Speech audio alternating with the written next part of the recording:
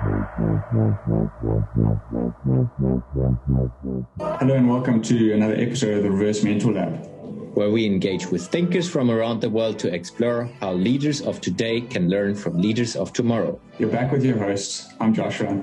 And I'm Jens.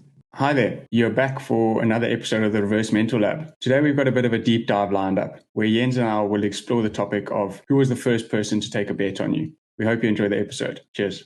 Hello, Joshua. How is it going? Great to be back.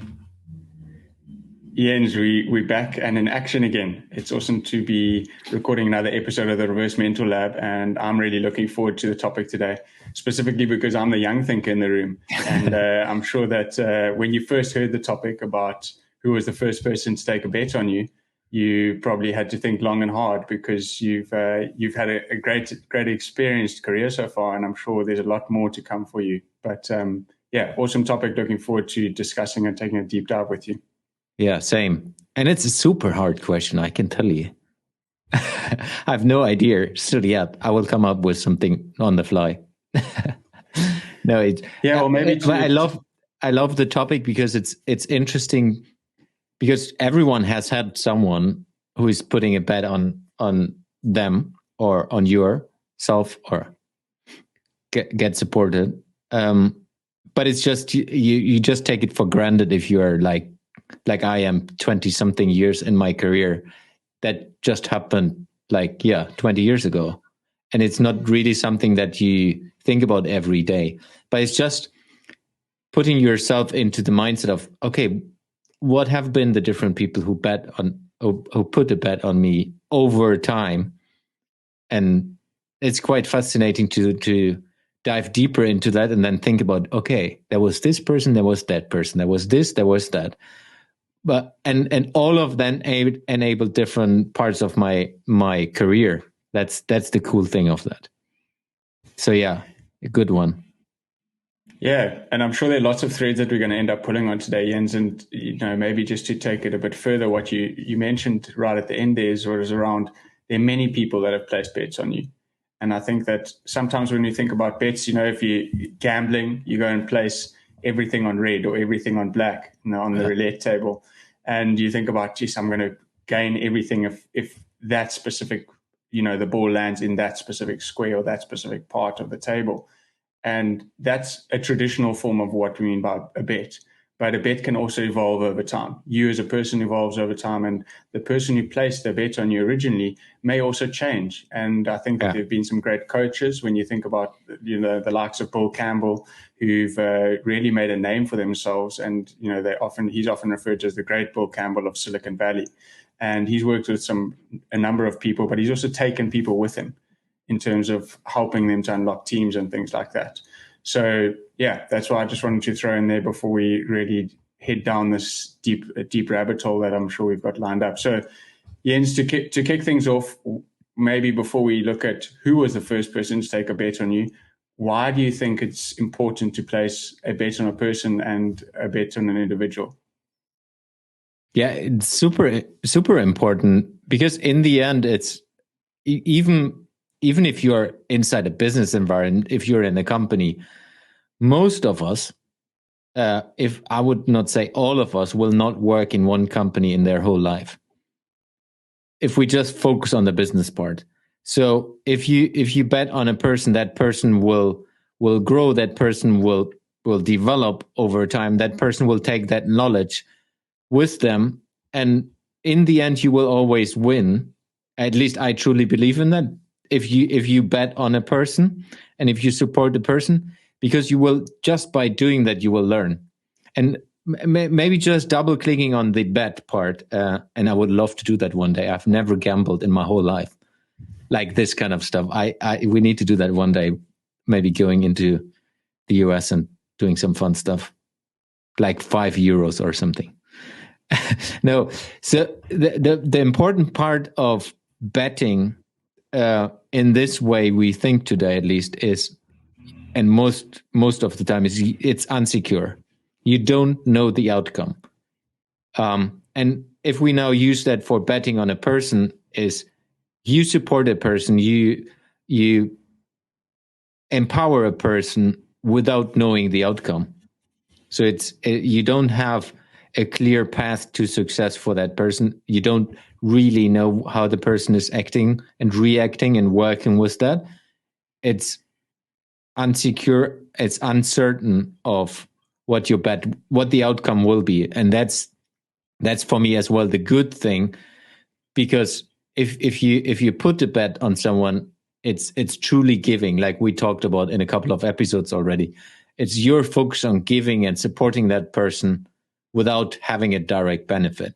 And if you just start with doing it in that way, it will change the relationship. It will change a lot of things for that person as well. And that's just a thing I believe every one of us should be doing in different ways. So if we just start off with that. I think that's a great start, Jens. And, talking about why it's important, I think it's all really about getting started. So if you think about what you spoke about around allowing people to develop or allowing people to have the space to develop into, you're essentially placing a bet on them. The outcome is, not certain. It's risky. You don't know if the bet that you place on me or another person inside of that space is going to work out. But by placing bets, by empowering people, by giving people opportunities, you're allowing them to get started. You're allowing them to step into the roles and responsibilities that they know that they are capable of. And sometimes, I've definitely experienced with people who've placed bets on me, you have to give people the opportunity to grow. So it's one thing placing a bet on a person, but how are you then enabling and enacting that space that you're creating for them to allow them to step into that role and that responsibility that you've placed a bet on them to fulfill? Yeah, absolutely. Yeah, if we dive into the question, when you have asked me that question as kind of preparing, I think you sent it to me on Monday, which like 2 days before we recorded. I was really considering, like, holy crap, who are the different people who placed a bet in the totality? So just taking my life apart and looking into what are the different parts where people have betted on me. So quite interesting, of course, it's family members. So it's like parents, sisters, brothers, which I guess everyone has somehow. Grandparents early on. So they all placed different bets on me in different ways. And that's maybe something which, if you think about today in my life, that maybe I think it's not too important, but it might have been very, very important as a trigger to be who I am today. And you never know that. So I was really digging into all of that. And I was looking into, okay, if we go out of the circle of the close family, who was part of my life, who put a bet on me? And then, of course, I was playing football, for example. Like, I have coaches, teammates on the team that have placed bets on me, going into a difficult game and letting me play from the beginning, where I was never and will never be the fastest runner in a football team. So this kind of things. Then of course, as well, friends, buddies in different periods of my life who put bets on me in different ways. So it's really, if you go from the personal environment, and then I was going into work. So what are the different big jumps I did in my career, and who was placing a bet on me in that time, and how did that come about? And it's all about, like we always say, it's the people who see something in you you don't see yourself.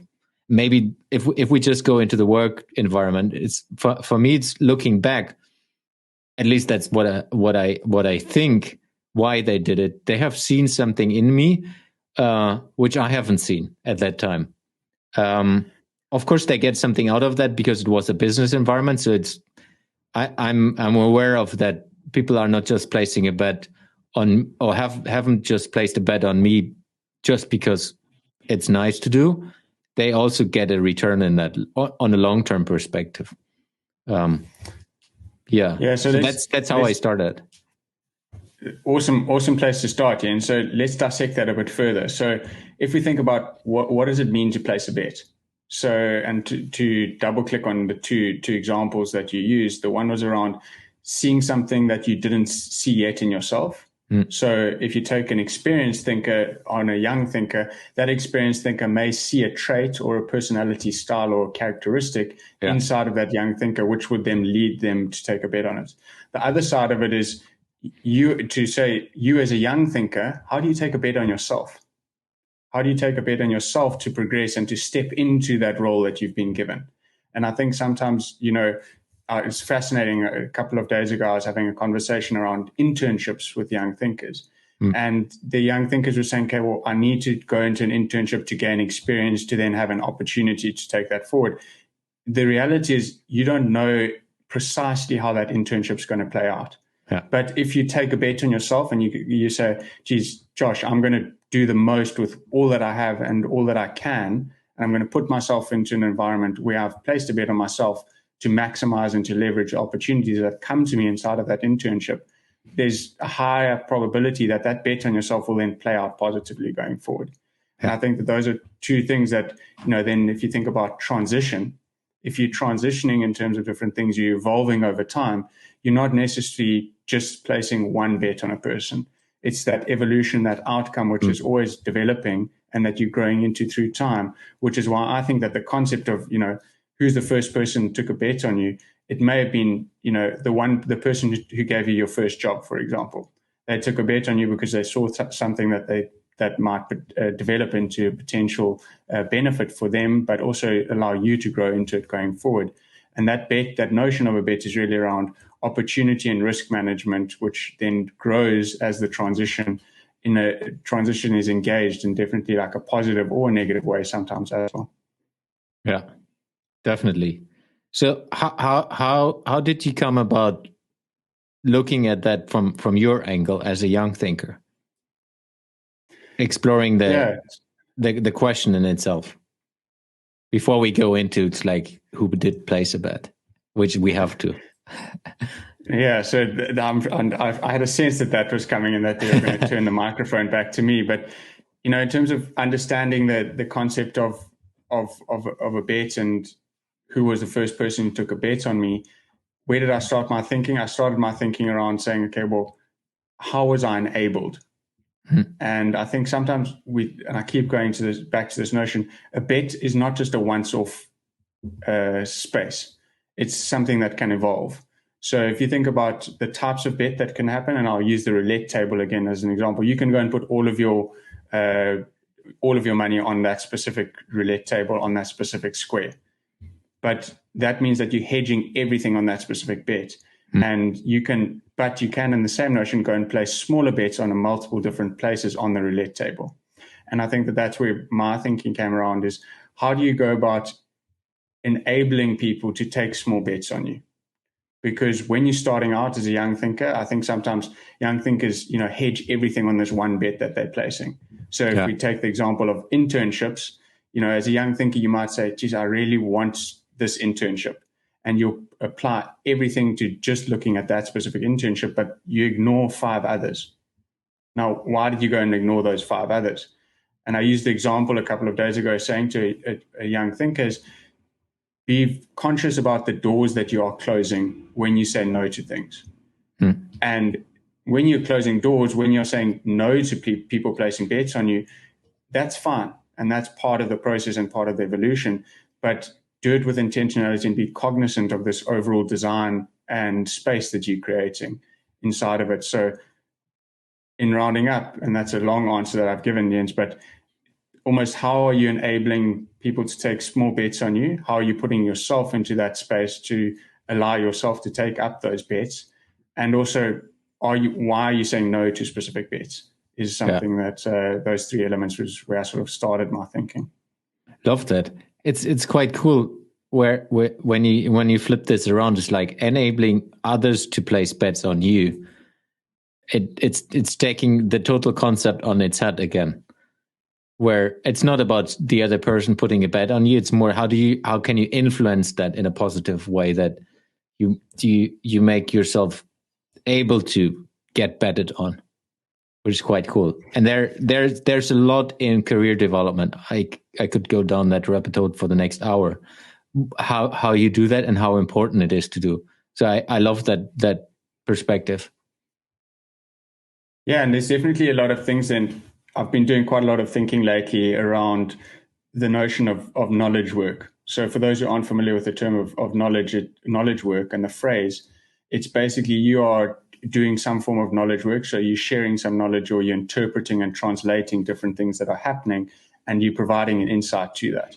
And sometimes as a knowledge worker, you go into situations and you don't go in as prepared as you should be. And then if you try and contrast that, and I know Jens and I are both active individuals, and Jens has done a few Ironmen and things like that, is you prepare a huge amount for an Ironman. You're very rigorous, you're very methodical in terms of your training, you follow a program, you follow your dietary requirements, you know what you're going to do on race day.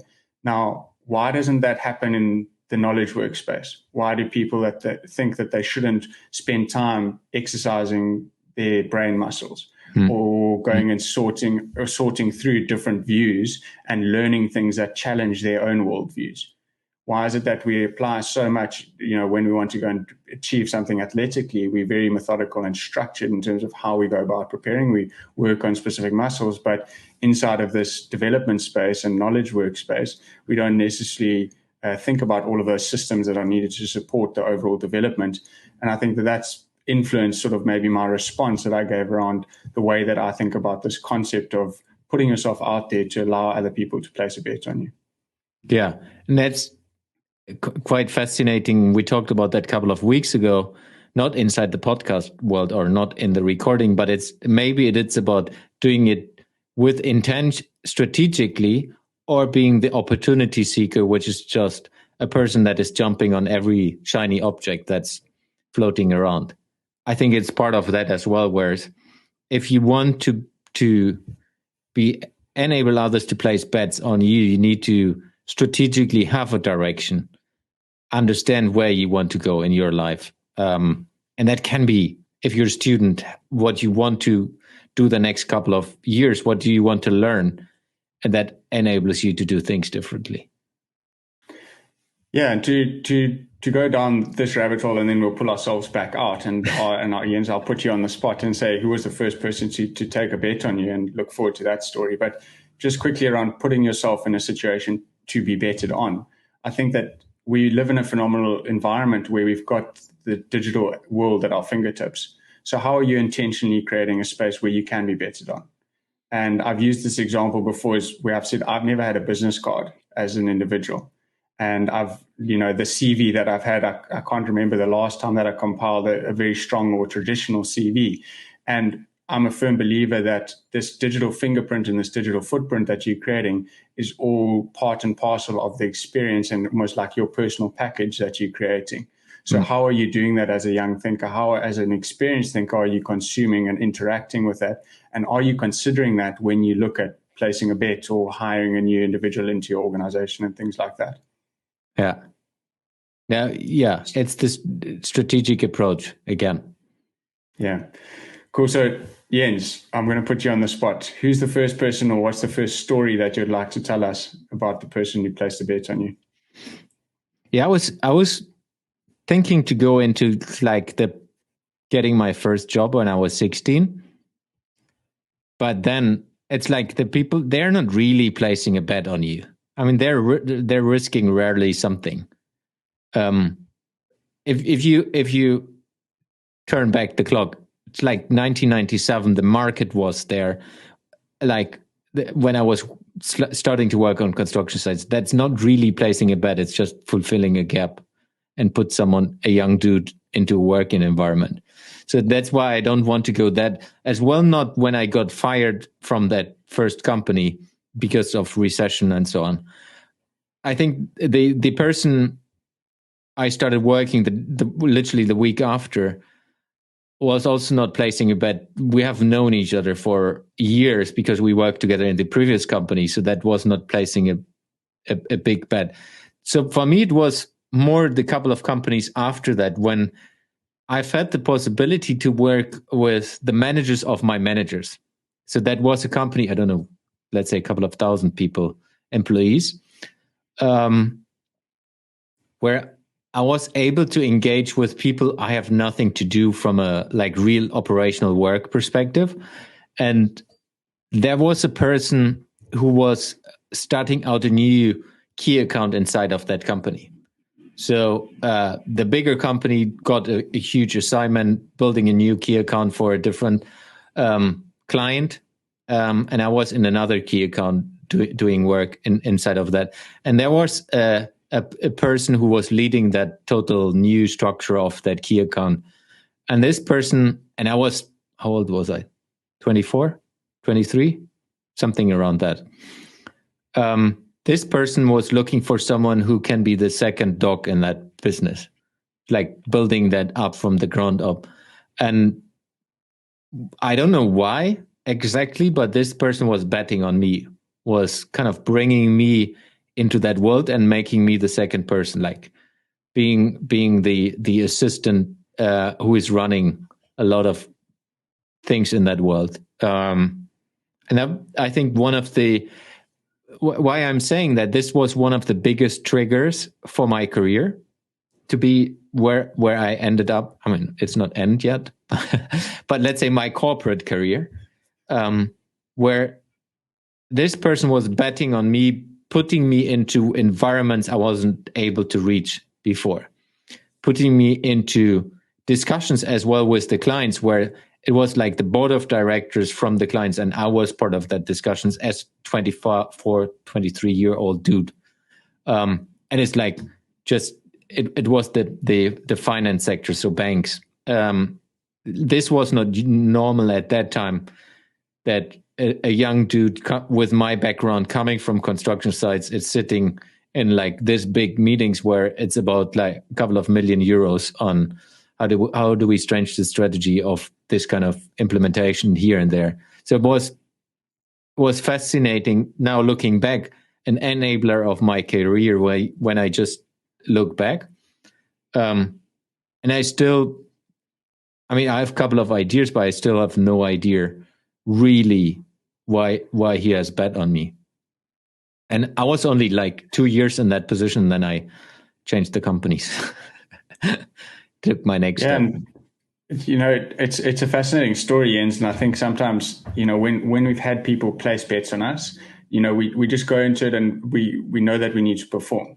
And that may be just due to our personalities and the way that we go about it. But, reflecting on situations like this, and it's something that we're both passionate about inside of this cross-generational learning space, it would be super fascinating to, maybe go back to that manager and say, hey, like, what did you see in me at the tender age of, 23, 24, with only having 2 years experience inside of the industry?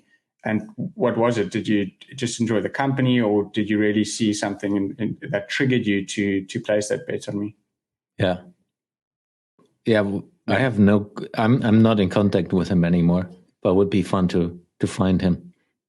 I guess he's retired now. I have no idea. Yeah, well, maybe we'll have to have him on a future podcast. No, maybe not.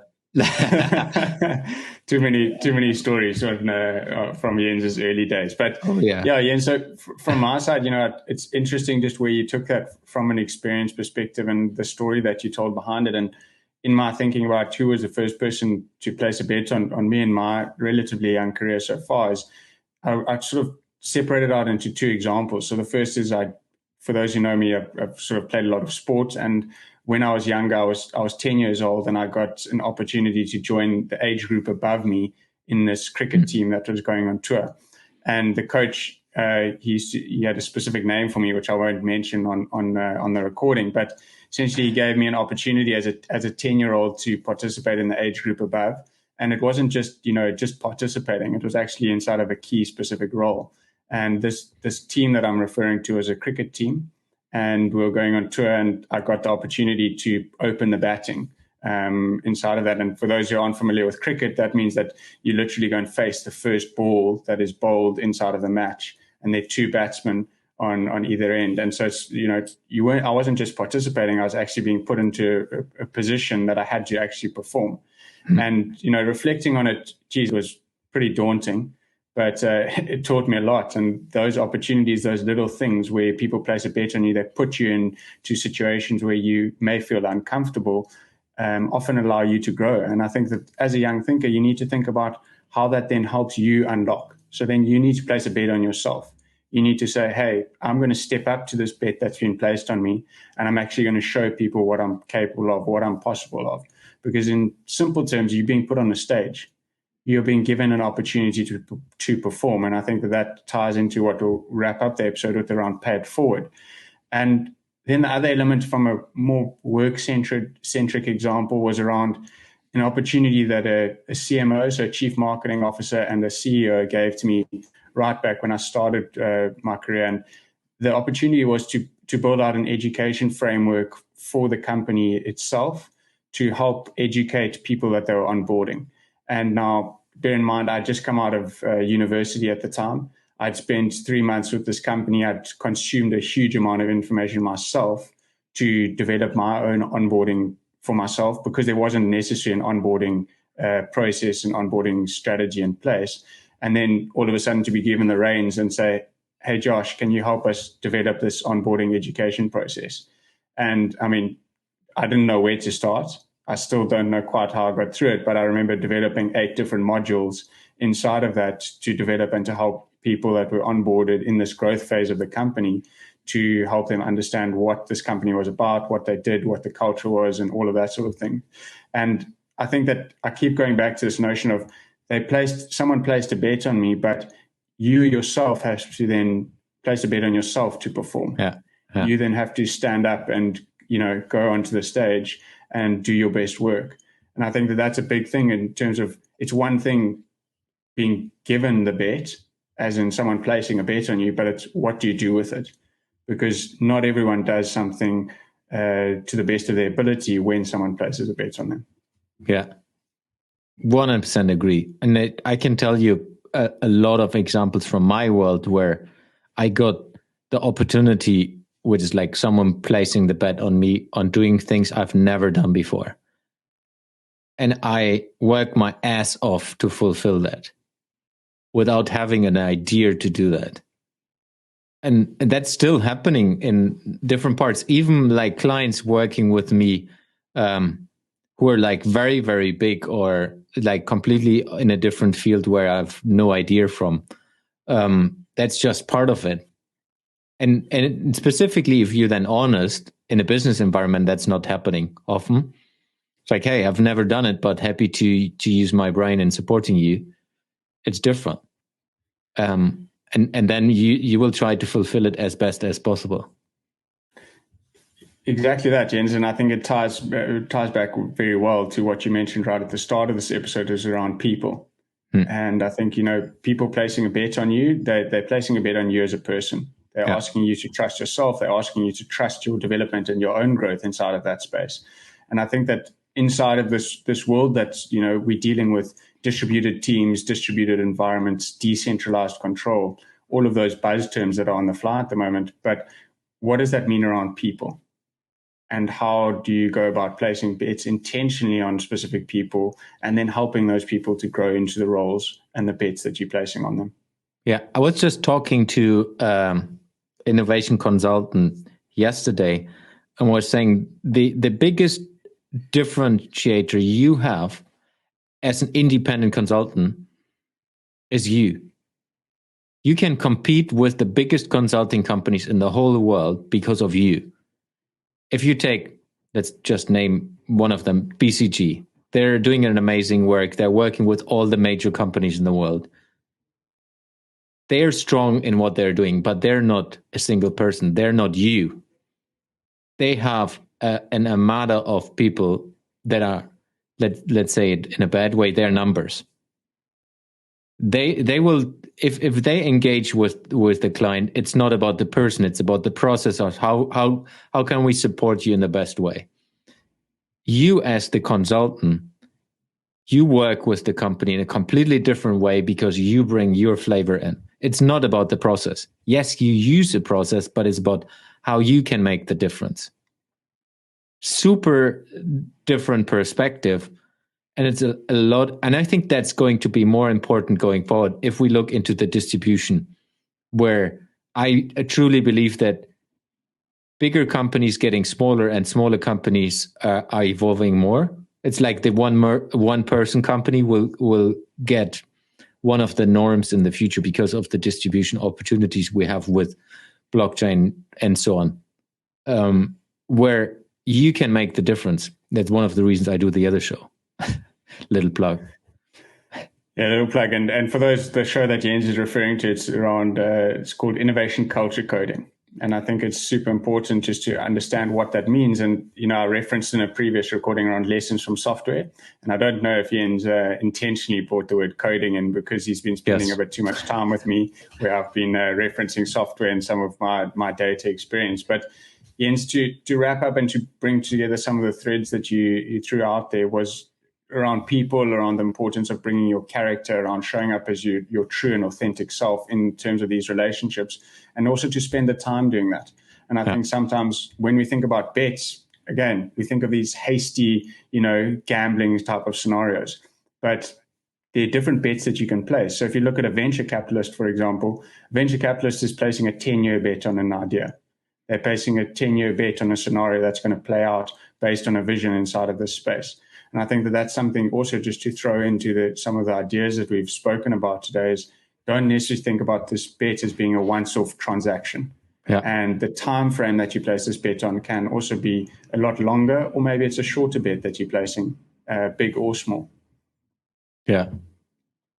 Let's wrap it up. Jens, challenge. So here's a challenge. So putting ourselves on the spot, how can you pay it forward by putting a bet on someone? And what are some of your ideas in that space? I always come back to just do it. But I can maybe just explain a couple of times when I did that intentionally, really thinking about it. And of course, it was a lot when I was hiring people because for those people who have never heard about my hiring process, it was all about, I don't care about your CV. I care about you. So for me, it was always about, if I see that there is something in that person where they're even not aware of it that's there, but I think that this is a big contributor of the success of the team where that person belongs to after being hired. So that's why I said just go with your gut sometimes, even if you think, because I was knowing if I'm now taking that person, it will take longer to integrate that person because that person is not on the level where the let's say the role or the position should be. But I was knowing that if I give this person the opportunity, the growth of that person will be tremendously, and it will be in months or years where it should be. So it's really going against the notion of the quick win and looking into betting on something long term. That's just how I think people can pay it forward, where it's about, okay, I have given so many chances in my life where I was not ready. Definitely not. I can tell you, like literally all the things I did, I wasn't ready. From local to global. And I guess that's the case for everyone. So don't try even to find the person that's ready. Try to find the person that's on the way and bet on that person. So if you're an experienced thinker, big topic for you to do it is find the person that has the potential, not the person that's fitting into it today. Don't go after the short, quick win. Go after the long win. That's how I think people can do it, and I would be doing it, and I'm doing it. What about you?